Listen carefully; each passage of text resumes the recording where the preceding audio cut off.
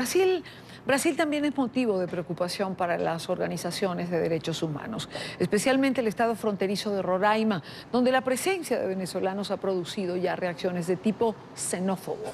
El alcalde venezolano, el exalcalde venezolano David Smolansky, destituido y hoy en el exilio, está en Brasil. Fue recibido por el canciller brasileño Aloysio Nunes y también visitó la zona fronteriza.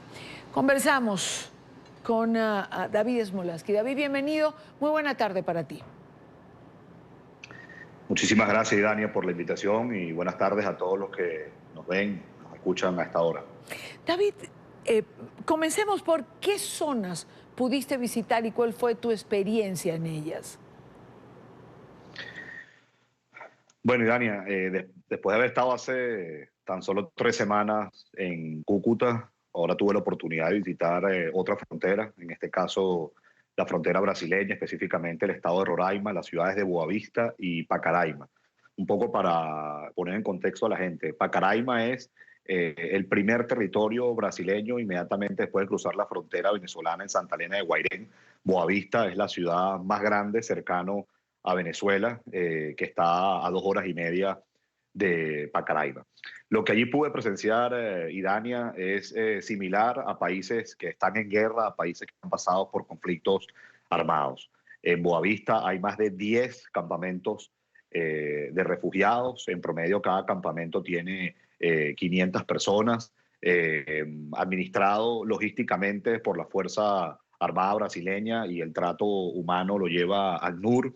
En esos refugios se les suministra a nuestros hermanos venezolanos desayuno, almuerzo, cena, atención médica. Se les permite salir de los refugios en horario entre las 6 de la mañana y las 10 de la noche. Y bueno, están cruzando ya 800 venezolanos todos los días a Brasil. Si bien es cierto, es una cifra inferior a lo que uno puede ver en Colombia, Ecuador, Perú, Chile, no deja de sorprender porque recordemos que Brasil es el país más grande de la región, además es el más poblado, por ende hace que las distancias sean más largas, que las logísticas sean más complicadas, pero la crisis es tan severa en Venezuela, el responsable de este éxodo, bien sabemos que es Nicolás Maduro, que la gente está dispuesta a tomar esos riesgos y estar en refugios que, insisto, es similares a lo que uno ve, por ejemplo, en países de Medio Oriente o África. Ahora, David, por ejemplo, se les permite salir, decías, ¿no? En un horario contemplado a lo largo del día. ¿Qué hacen en ese espacio de tiempo los venezolanos que salen? Bueno, mira, hay de todo, ¿no? La inmensa mayoría de los venezolanos, y Dania, quiere trabajar.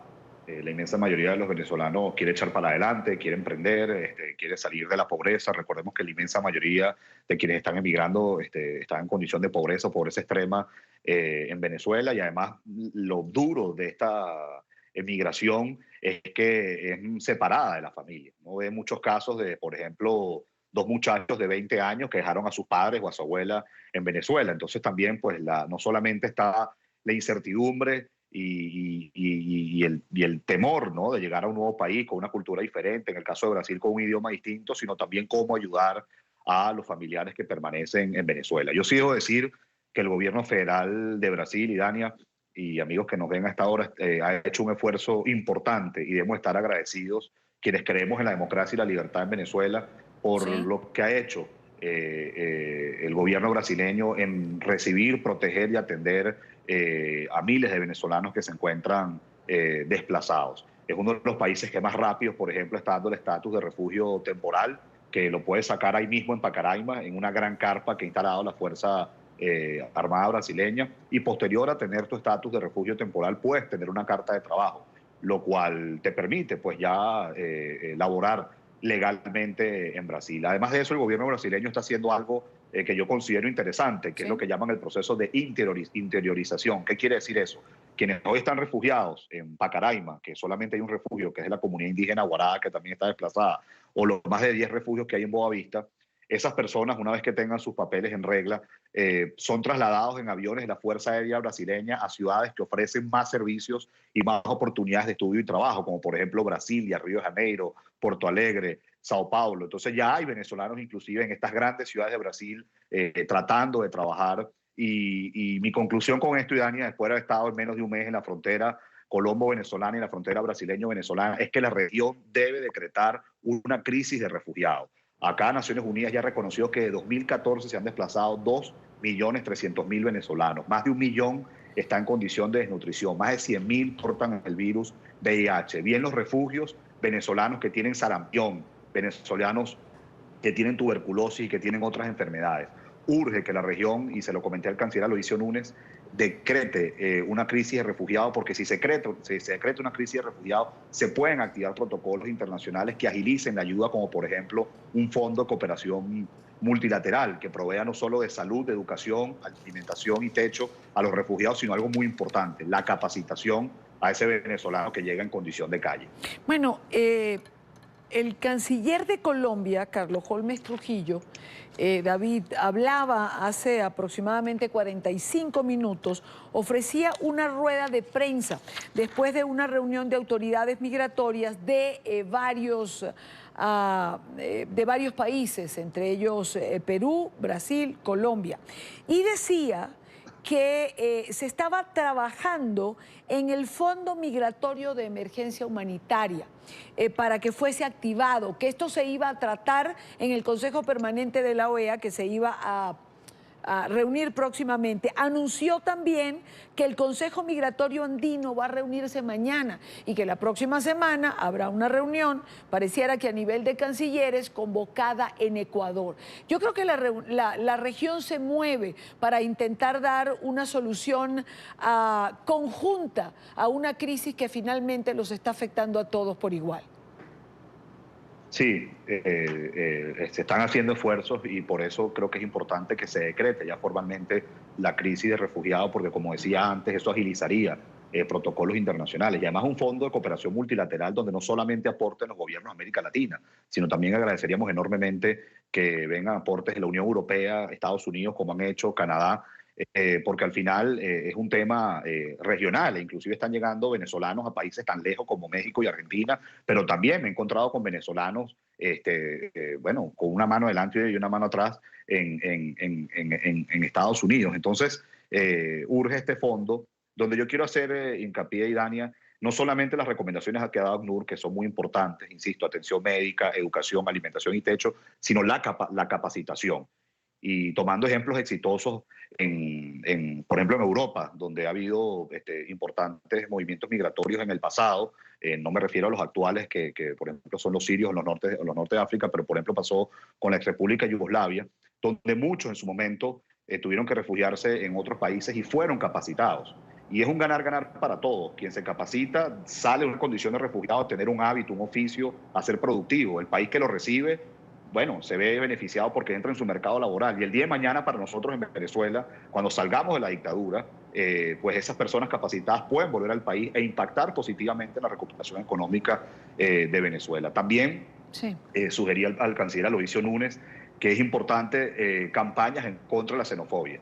Si bien es cierto, la xenofobia está localizada y focalizada y es algo minoritario, pues no permitamos que aquellos que son minorías empañen el esfuerzo de los gobiernos y empañen además el trabajo o el emprendimiento que están haciendo muchos venezolanos. Hay que tener una campaña en contra de la xenofobia que rechace cualquier tipo de discriminación, especialmente en países como Brasil, que es producto de los inmigrantes. Y además Venezuela fue un país que le abrió las puertas a muchos latinoamericanos en el pasado cuando sufrían de dictaduras, de conflictos armados y de hiperinflación. Y por último, y no menos importante, aprovechando estas reuniones que se están dando en la región que has comentado, como el Consejo Permanente de la OEA, si bien es cierto, cada legislación en América Latina es distinta, yo creo que es importante buscar los criterios más homogéneos desde México hasta Argentina, incluyendo el Caribe, para el migrante venezolano.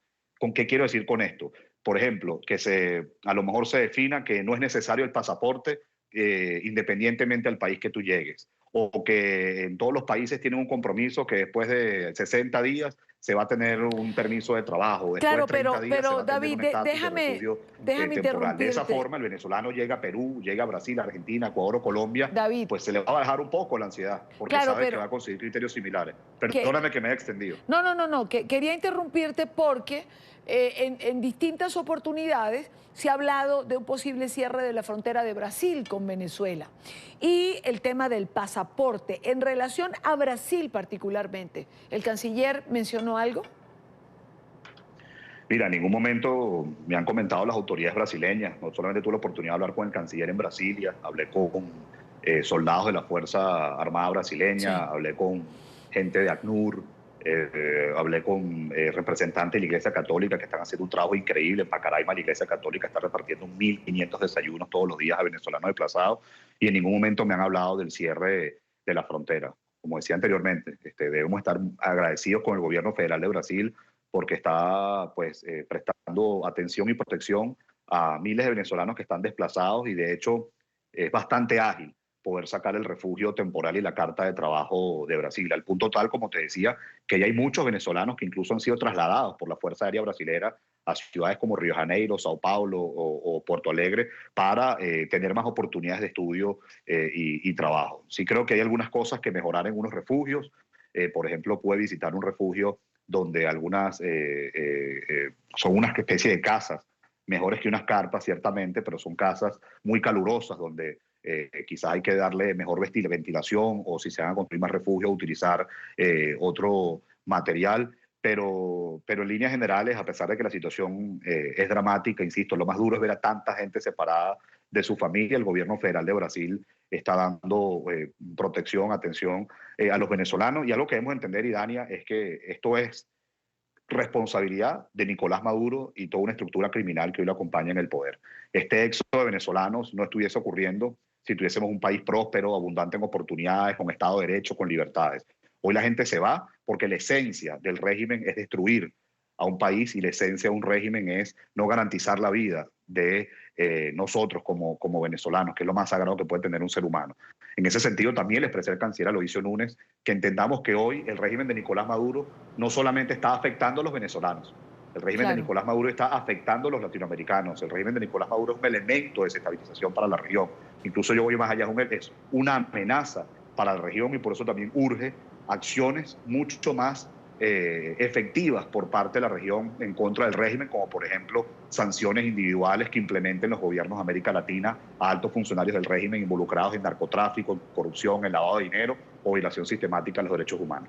Bueno, creo que la región está intentando coordinar acciones conjuntas que de alguna manera atiendan toda esta crisis. David, como siempre, un gusto tenerte en el programa. Gracias por hacernos partícipe de tu experiencia allí en Brasil. Muchísimas gracias por la invitación y como siempre he dicho, y perdóname que me tomo unos segundos de más, desde el exilio también hay formas de servir al país y yo lo estoy tratando de hacer desde la frontera ayudando a quienes más lo necesitan. Muchas gracias.